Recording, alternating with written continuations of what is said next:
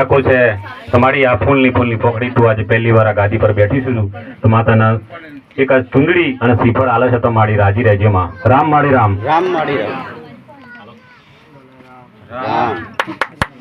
રામ માં રામ માળી રામ.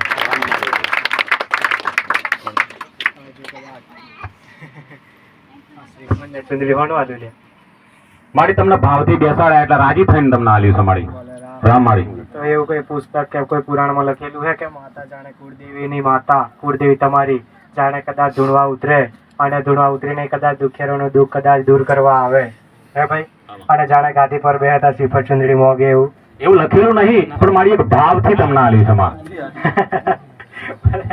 ભલે રામ. રામ માળી. દરેક ને મારા ખૂબ રામ. રામ માળી રામ. હું તો ગોડા વધારે વાતો કરવાની માતા હું.